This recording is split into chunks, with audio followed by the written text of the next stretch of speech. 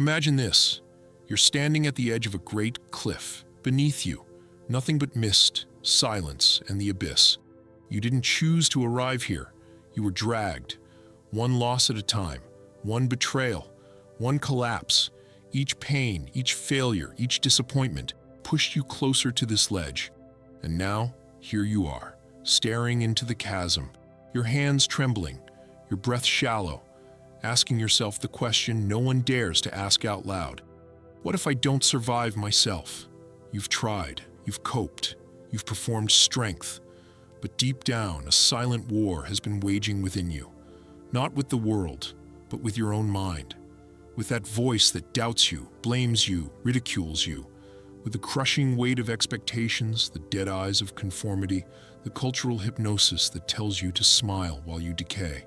And then, just as the abyss begins to whisper, you hear something else, not soft, not comforting, but sharp, defiant. What does not kill me makes me stronger. A phrase so overused, it's become a coffee mug cliché. But Nietzsche never meant it to comfort you. He meant it to ignite something, to provoke, to awaken the fighter buried beneath your fear. Because what if he was right? What if pain was never your enemy? What if suffering wasn't a curse, but a call to transform? What if every time you broke, it wasn't a fracture, but a forging? Nietzsche believed that most people never live. They merely perform life. They're ghosts animated by routines, driven by fear, desperate for approval, terrified of pain. They pray for happiness, but recoil from growth. Because real growth demands discomfort. Real change demands disintegration. And disintegration feels like dying. But what if the point was to die? Not your body, your false self, the mask, the persona built on societal scripts, trauma responses, inherited beliefs. What if becoming unbreakable required you to shatter everything that was never real to begin with? You want to be strong, but you've been taught to fear the very thing that gives birth to strength. Struggle. Our culture says stay positive, think happy thoughts, manifest ease. But Nietzsche throws a hammer at that illusion. He calls it cowardice dressed in self-help. True strength, he insists, is not the absence of pain, but the ability to bear it, transmute it, use it. He doesn't tell you to avoid suffering. He demands that you face it with eyes wide open, to laugh in its face, to dance with it, to say, yes, this too belongs to me. But how? How do you stare down despair and not flinch? How do you walk through betrayal, failure, illness, grief, and emerge not just intact, but reborn? Because that's the promise, not survival, but rebirth. And not once, again and again.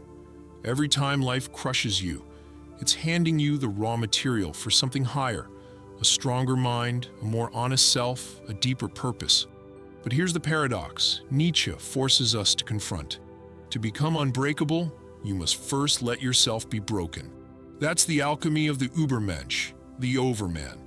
Not a superior being in the cartoonish sense, but a human who has overcome, not the world, but themselves. Their lies, their limitations, their fear of being fully alive. And yet you resist. Of course you do. Because everything in you has been trained to avoid this kind of fire. From childhood, you were taught to obey, to please, to numb, to comply. You were conditioned to avoid pain, to dread failure, to see discomfort as danger. So now, when life calls you to rise, to suffer, to be forged, you flinch, you shrink, you freeze. But what if that fear is the very proof that you're standing at the doorway of transformation? What if Nietzsche's brutal optimism, the belief that you can endure anything and become something greater through it, isn't just philosophy, but a survival code for the soul? Look again at the edge you're standing on. It's not death that stares back. It's possibility, the chance to become something the world has almost forgotten. A human being who cannot be broken. But first, you must see the true enemy, not out there, within, and that is where we go next. The real enemy isn't failure. It isn't pain, suffering, rejection, or even death. The true enemy lives inside you, and you've carried it for so long, you've mistaken it for yourself. It is the internalized voice of obedience, of conformity, of spiritual sedation. It tells you to play it safe, to stay small, to numb what you feel and doubt what you dream. It is the shadow, not in the mystical sense, but as Carl Jung revealed it, the disowned, disfigured, repressed self. The parts of you that had to be buried to survive childhood, socialization, and the brutal indoctrination of fitting in. You weren't born afraid. You were taught to fear yourself, to mistrust your instincts, to seek approval instead of truth. This is the psychological root of fragility, the repression of the authentic self in exchange for conditional belonging. Jung called this the persona, the mask you wear to meet the world's demands. But the price of the mask is staggering, because each time you hide a part of yourself, you become less whole, less sovereign, less real. And so the soul begins to rot. You feel it in quiet moments, the creeping sense that you're not truly living, just maintaining. You perform happiness, you curate your identity, you chase comfort. But beneath it all, there's a deep, gnawing hunger, a silent scream for authenticity, for danger, for meaning. Nietzsche saw this sickness everywhere. He called it nihilism, not just the belief that life has no meaning, but the lived experience of disconnection, numbness, and despair that emerges when traditional values collapse, and nothing real rises to replace them. You try to find purpose in career, romance, lifestyle, but none of it sticks, because all of it rests on borrowed truths, beliefs you never chose, desires you never questioned. The modern self, Nietzsche argued, is fragmented and hollow, because it's constructed from the outside in, not the inside out. What you call your personality may actually be your prison. What you call your goals may be someone else's expectations. What you call your life may just be your survival strategy. Now add to this the culture you've been steeped in, a culture that fears depth, worships comfort, and medicates existential tension into oblivion. The result? A generation of souls walking around like ghosts in meat suits, disconnected from their bodies, divorced from their inner truth, paralyzed by a terror of judgment and failure. Arthur Schopenhauer, Nietzsche's intellectual predecessor, once wrote, "A man can do what he wants, but he cannot want what he wants." Think about that. You act, you choose, you desire. But what if the very things you crave are not yours? What if your wants were shaped by trauma, by culture, by propaganda? What if freedom isn't found in pursuing your desires, but in questioning them and burning the false ones to ash? This is the root of the sickness, a hijacked will. A will trained to serve the herd, not the soul. And here lies the contradiction that breaks most people. They want to be free, but they fear the cost of freedom. They want to be unbreakable, but cling to the very beliefs that keep them fragile. Because here's the terrifying truth Nietzsche saw. Most people don't want to be strong. They want to be safe. Safety is the god of the modern world. Obey the rules, follow the path, avoid discomfort, and you'll be okay.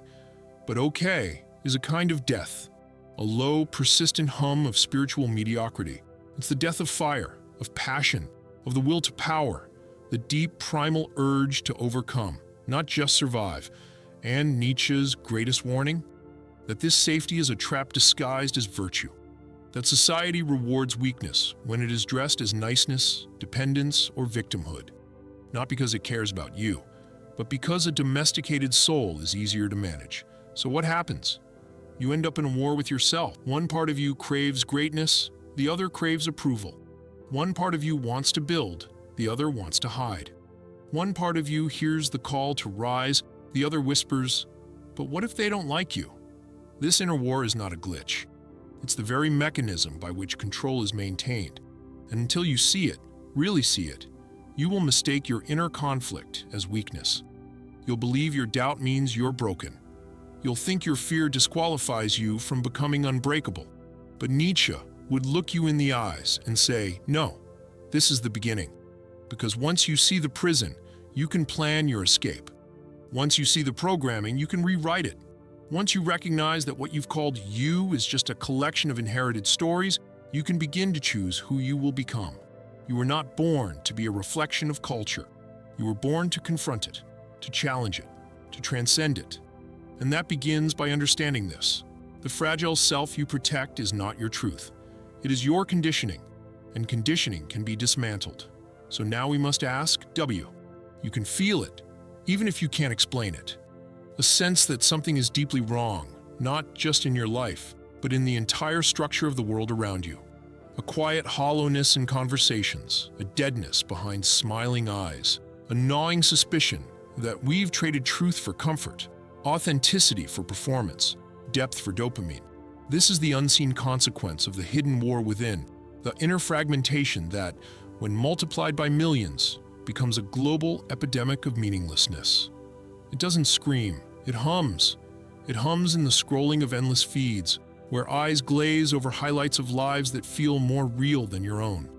It hums in the late-night panic attacks you can't explain, in the sudden collapse of someone who had it all, in the silent breakdowns behind bathroom mirrors. It hums in the fear of being alone with your thoughts and the terror of confronting a life you've built on foundations you never chose. This isn't just personal anymore, it's systemic.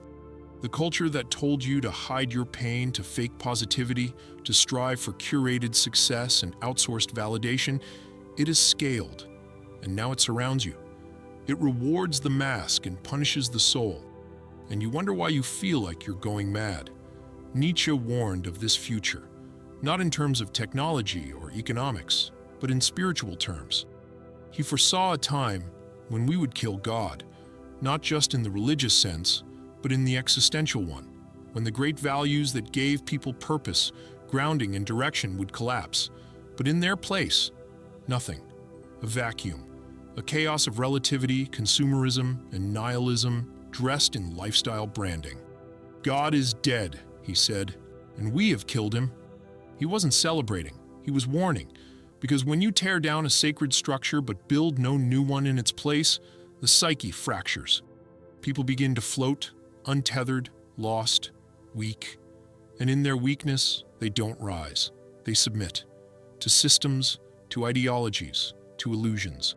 They fall prey to the tyranny of comfort, a soft oppression that doesn't beat you down, but lulls you into submission through overstimulation, fear of judgment, and the numbing routines of modern life. And now, what do we see? We see people addicted to validation, scrolling their way into oblivion, chasing likes, followers, and aesthetics that mean nothing. We see depression and anxiety skyrocketing, not despite progress, but because of it. We see over-medicated minds, not because something is wrong with their biology, but because something is screaming in their soul. We see a generation told they can be anything, while being crushed under the weight of comparison, confusion, and existential dread. And perhaps most disturbingly, we see weakness sanctified, not vulnerability.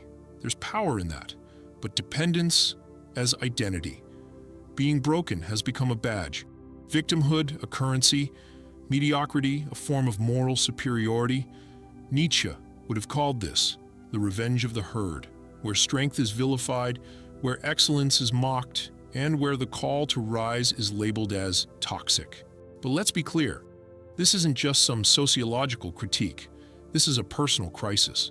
Because while the world gets softer on the surface, the existential threats remain. You will still face loss, rejection, death, illness. You will still wake up one day and realize something or everything you built is crumbling. And then what? Then you discover the most dangerous truth of all. Comfort never made you strong. In fact, it made you soft. It made you compliant. It trained you to equate ease with safety and pain with failure. But your soul knows better. That's why you feel uneasy when everything is fine. That's why part of you longs for something raw, something real, something that requires everything from you. That's why addiction isn't always to a substance, but to the avoidance of truth. Dr. Gabor Maté, a physician who has spent decades exploring the roots of addiction, says it best. The question is never why the addiction, but why the pain. Our addictions, social, emotional, digital, are symptoms of a deeper dislocation from truth, from purpose, from our own inner voice. We're not addicted to the high. We're addicted to escaping the void. And the void exists because we've rejected the very thing that could save us. Struggle. Real, soul-searing, ego-destroying struggle. Because that's what Nietzsche believed shaped the unbreakable soul. Not affirmations, not visualization, not comfort, suffering, chosen or endured, confronted with courage, transmuted into strength. He called it the will to power, not a lust for control over others, but a fierce resolve to rise above oneself again and again until what remains is indestructible. But look at society today. What does it teach you? To medicate your pain, to numb your questions, to silence your rebellion, to conform, comply, consume. And this has consequences, not just in your psyche, but in your biology. Neuroscience shows us that avoidance shrinks the mind. The amygdala, your fear center, swells when exposed to chronic anxiety and suppressed emotion. Neuroplasticity, the brain's ability to adapt, declines when you live on autopilot. Your very wiring begins to reflect your beliefs. If you believe discomfort is danger, your brain will rewire itself to fear growth. If you believe struggle is failure, you will train yourself into helplessness. This is why unexamined beliefs are not just mental, they are neurological prisons. And this is why Nietzsche's philosophy is not cold or detached, it's urgent. Because the longer you wait to reclaim your agency, the more your brain, your habits, your very perception of reality begins to cement the lie that you are fragile, that you must be protected, that you cannot bear the weight of existence. But you can, you must, because everything you want, truth, meaning, strength, demands that you suffer for it. The question is, will your suffering be meaningless, or will you use it to forge yourself? This is the turning point. Not just in the mind, in the soul. Because now, finally, you must decide. Will you keep breaking apart, or will you start breaking free? There comes a moment, maybe once in your life, maybe many, when you feel the unbearable pressure of a world that wants to mold you. When your skin feels too tight, your name feels like a lie, and the story you've been living suddenly collapses under its own weight. That moment is not a breakdown. It's a beginning, the beginning of the rebellion. But this rebellion does not begin with shouting, nor with rage, nor with a dramatic act of resistance. It begins with a single blasphemous whisper inside you. I don't believe you anymore. Not you, personally, but the you that was given to you. The beliefs they handed you when you were too young to question. The fears they laced into your nervous system like landmines. The rules they wrote inside your mind that told you who you were allowed to be. That whisper, I don't believe you, is sacred. It is the seed of transformation. And if you follow it, really follow it, you will begin to do what Nietzsche believed only the strongest souls can. You will begin to become who you are. But how? Not through self-help gimmicks, not through affirmations or optimized morning routines. Those are bandages. What you need is reconstruction, soul-deep, psyche-wide revolution. Nietzsche offers us a path, but it's not easy. It demands everything. It is a path of fire, of solitude, of brutal self-honesty. He called it the path of the Übermensch, often mistranslated as Superman, but more accurately, the Overman, the one who overcomes, not someone better than others, someone beyond themselves. To walk this path, you must first dismantle the false self. That means stepping into the wilderness of your own psyche, where no one else's voice matters, where inherited morals, ideologies, even your own identity begin to dissolve. This is terrifying, because for a moment, maybe for a long time, you will be nothing. But this is the necessary death, the death of the passive self, the obedient self, the persona. Only then can you begin the slow, deliberate act of self-creation. And this is the crux of Nietzsche's rebellion. You are not a product, you are a process, a becoming. And becoming requires destruction, of illusions, of masks, of comfort. To become unbreakable, you must allow yourself to be broken by truth. This is where most turn back, because the comfort of the known, however soul-crushing, is easier than the terror of the unknown. But those who persist, who lean into the chaos, discover something miraculous. The self you build from truth cannot be broken. Here's how you begin. 1. Radical honesty. Lie to the world if you must, but never lie to yourself. This is the foundation. Look in the mirror and ask, what am I pretending not to know? Where am I playing small? Whose approval am I still chasing? Every lie you tolerate weakens your spine. Every truth you speak, internally or aloud, rebuilds it. Honesty is painful. It kills illusions. But illusions are a slow suicide. Choose pain. Choose truth. 2. Voluntary discomfort. Nietzsche believed that comfort weakens the will. And neuroscience agrees, resilience isn't built in ease. It's forged in strain. So seek discomfort, not recklessly, but deliberately. Speak the truth, even when your voice shakes. Sit with your anxiety instead of distracting yourself. End the relationship that's killing your soul. Quit the job that chains your mind. Each act of discomfort is a vote for your freedom. 3. Creative destruction. To build the new, you must first destroy the old. But this is not nihilistic chaos. It is purposeful demolition. What beliefs are no longer serving you? What goals are not yours, but your father's, your culture's, your fears? Burn them. Mourn them if you must, but let them go. You cannot climb if you're clinging to corpses. 4.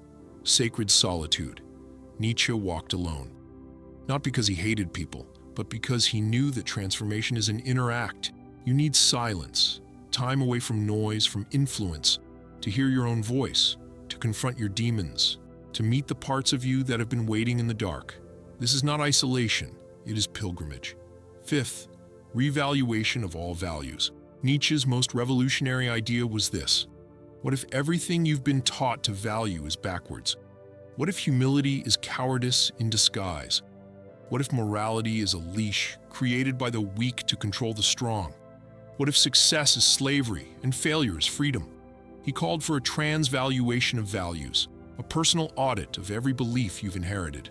Keep only what survives the fire of your reason and your experience. Everything else, let it burn. 6. The will to power. This is not domination. It is the urge to transcend, not just to survive, but to grow through every obstacle, to look at suffering and say, I will make something from this. You reclaim power not by avoiding adversity, but by absorbing it, metabolizing it, and turning it into art, into truth, into being. This is the true rebellion. To face pain and use it, to face fear and transform it, to face the abyss and build a bridge over it with your own bones. You're not fragile. You've just never been allowed to prove your strength. Because society doesn't want you strong. It wants you tame. But now you know. So choose. You can return to the herd, to the safety of soft lies and quiet desperation. Or you can rise, alone at first, shaking, uncertain, but alive. Because the unbreakable soul isn't born. It is forged, in fire, in darkness, in rebellion. And now that you've begun the rebellion, there's only one step left: to understand the truth so deep, so final, that everything else begins to make sense. It's time. Let's descend one last time into the abyss of understanding and come back with the ultimate truth.